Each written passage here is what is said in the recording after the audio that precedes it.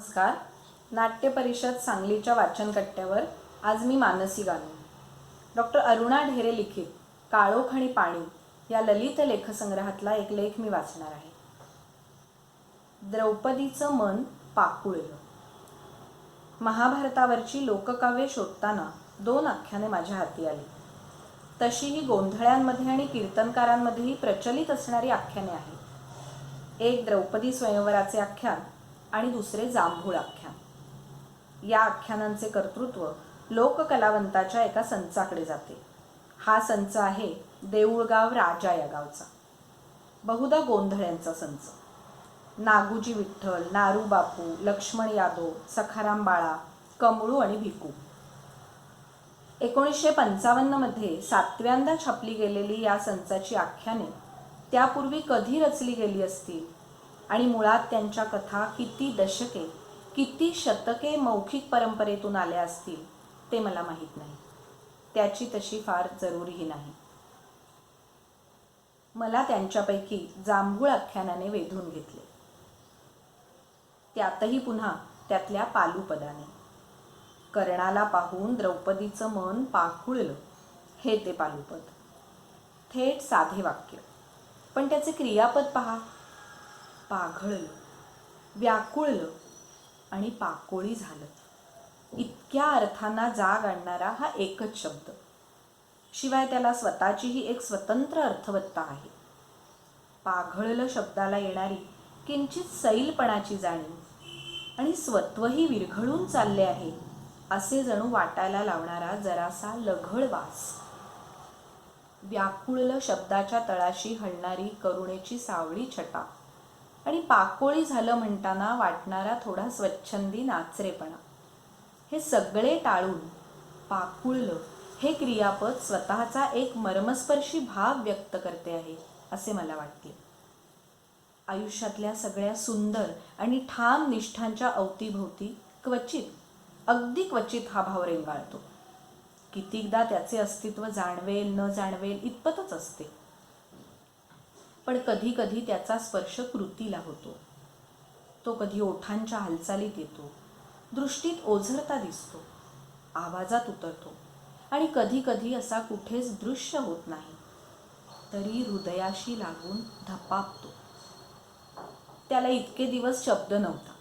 या पालुपदातून तो शब्द मला मिळाला. पाकुळणं. द्रौपदीचे मन कर्णासाठी पाकुळले होते असे महाभारतात चुकूनही कुठे सापडणार नाही.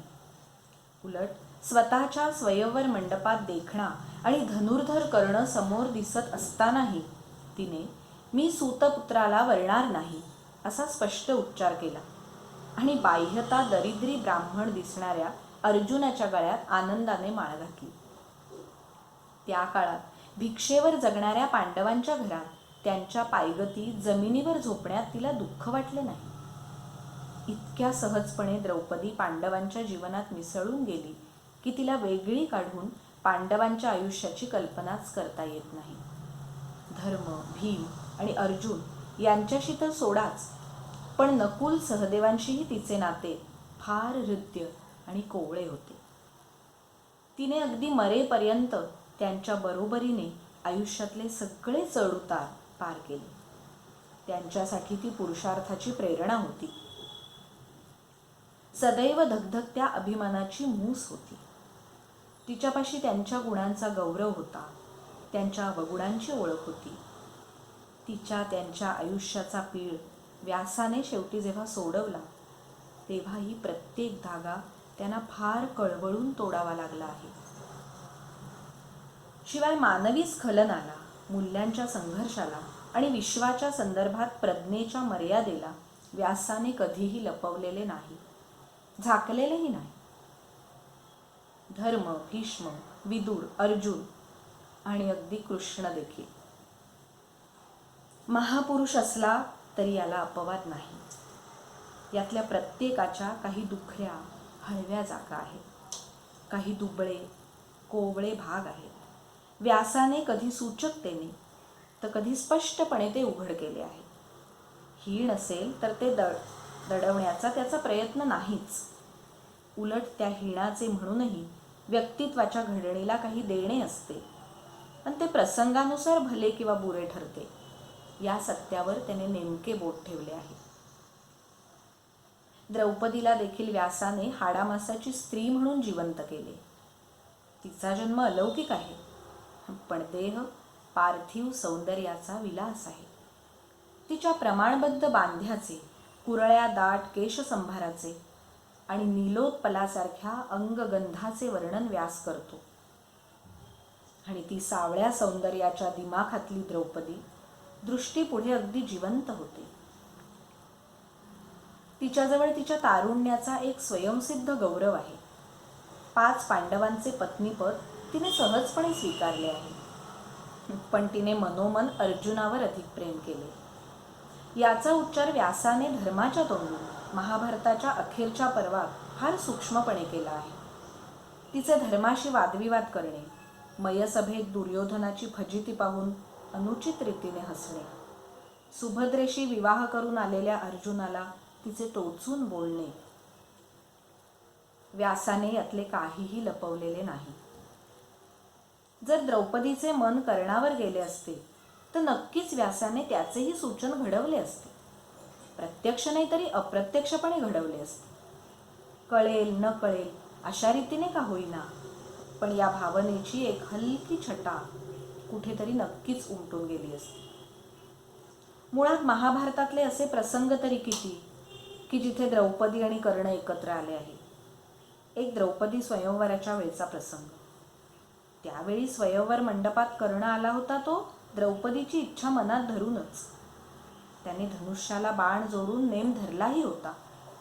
द्रौपदी त्याला पाहत होती. त्याचे रूप आणि त्याची शस्त्र निपुणता डोळ्यांनी पाहूनही ती स्पष्टपणे म्हणाली, मी सूतपुत्राला वरणार नाही. नंतर ब्राह्मण वेशातल्या अर्जुनाने पळ जिंकला आणि द्रौपदीने त्याला माळ घातली. इतर राजांना तो स्वतःच्या क्षत्रियत्वाचा अपमान वाटला आणि मंडपातच युद्धाला तोंड फुटले. त्यावेळी अर्जुन आणि कर्ण यांचे युद्धवर्णन करताना व्यासाने म्हटले आहे की एका हत्तीणीसाठी संघर्ष करणाऱ्या 2 मस्त हत्तींप्रमाणे ते दोघे झुंजू लागले. याचा अर्थ असा की कर्ण केवळ दुर्योधनाचा मित्र म्हणून स्वयंवराला आला होता असे नव्हे, तर द्रौपदीची इच्छा मनात धरूनच तो आला होता. आपण सूतपुत्र असल्यामुळे द्रौपदी आपल्याला मिळाली नाही, हे शल्य कर्णाच्या मनात खोल कुठेतरी सलत असणार. अधीरथ राधेवर त्याने सख्या आईबापांप्रमाणे प्रेम केले. सूतकन्येशी विवाह केला. त्याला मुले झाली, पण आपल्या या घरसंसारात समाधानी असताना देखील त्याचे मन प्रथम जिच्यावर गेले होते अशा दर्शनीय द्रौपदीची आठवण त्याला विसरता आली नसावी. शिवाय द्रौपदी आपल्याला कधीही बधणार नाही हे तो पुरते ओळखून आहे. द्रौपदी हे 5 पांडवांना एकत्र ठेवणारे एक बळकट शक्तिकेंद्र असल्याची जाणीव त्याला आहे, पण तरीही तिच्याबद्दलची ओढ त्याच्या सुप्त मनाला असावी. पुढे द्यूत सभेत तिचेच बिभत्स दर्शन झाले. त्याआधी राजसूय यज्ञाच्या वेळी कदाचित कर्णाने द्रौपदीला पाहिले असेल, पण त्यावेळी उल्लेख करावा असे काही घडलेले नाही. घडले असेल तर बहुधा कर्णाच्या मनात तिथेच काही उलतापालत झाली असेल. जुन्या आठवणींवरची धूळ उडून गेली असेल. द्यूत सभेच्या भयंकर प्रसंगांचे परिणाम पांडवांना आणि द्रौपदीला फार शोककारक रीतीने भोगावे लागले. कौरवांच्या विनाशाची बीजे त्यातून अधिक जोमाने वाढीला लागली. पण मला वाटते त्या भयानक परिणामातून तिथे उपस्थित असलेला कोणीही सुटला नाही. प्रत्येकावरच त्याच्या अशुभाचे सावट आले आणि प्रत्येकाच्या स्वत्वाचा तिथे कस लागला. कर्णावरचा परिणाम मला सर्वात शोचनीय आणि करुण असा वाटतो. द्रौपदीबद्दलची त्याच्या मनातली सूक्ष्म इच्छा या प्रसंगाच्या सावटाखाली अगदी वेडीवाकडी विकृत होऊन बाहेर पडली आहे आणि त्याच्या समग्र व्यक्तित्वालाच त्या प्रसंगाचा एक कायमचा काळा डाग लागून राहिला आहे. या प्रसंगी द्रौपदीला पाहून तिच्याबद्दल सर्वात घाणेरडे उद्गार कर्णानेच काढले आहेत. तिला पाहून गाय गाय असे ओरडणे, तिला 5 पत्नींची पत्नी म्हणून वेश्येच्या पातळीवर नेऊन ठेवणे, तिच्या वस्त्रहरणाची अप्रत्यक्ष सूचना करणे, द्रौपदीचे शरीर आणि चारित्र्य या दोहोंविषयीचा तीव्र असभ्य विचार त्यावेळी कर्णा इतका कुणाच्याच मनात नव्हता असे वाटते. त्याला जी अप्राप्य राहिली तिच्याबद्दल टोकाची ग्राम्य भाषा कर्णाने वापरणे हे आहे तरी काय शेवटी. द्यूत प्रसंगी वेड्या वाकड्या स्वरूपात उफाळलेली कर्णाच्या मनातली ही सुप्त वासना इतर कुणी तर सोडाच, पण त्याच्या सख्ख्या मित्राने दुर्योधनाने देखील ओळखली नाही. ती ओळखली कृष्णाने. द्रौपदीचे कृष्णाशी असलेले नाते ज्या एका तरल आणि जिवलग पातळीवर पोचले होते, त्या पातळीवर कृष्ण कर्णाची द्रौपदीविषयीची ही भावना न ओळखता तरच नवल. तो दूतगृहात उपस्थित नव्हता, पण नंतर त्याला तिथला साध्यंत वृत्तांत समजला असेल. कदाचित त्यापूर्वीही राजसूय यज्ञाच्या वेळी कर्णाच्या द्रौपदीकडे वळणाऱ्या दृष्टीत त्याला काही वेगळी चाहूल लागली असेल.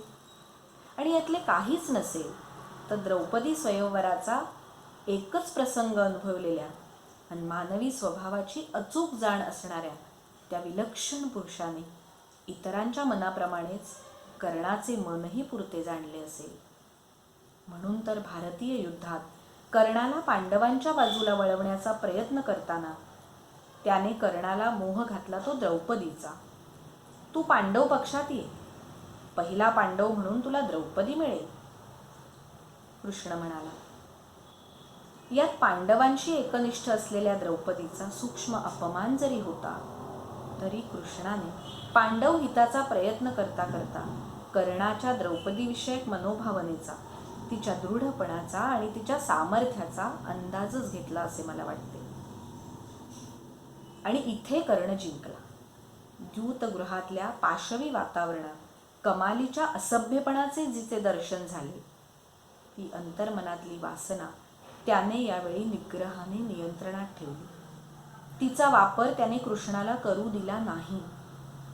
तिच्या दुखऱ्या भागाला स्पर्श करण्याचा कृष्णाचा हेतू त्याने विफल ठरवला.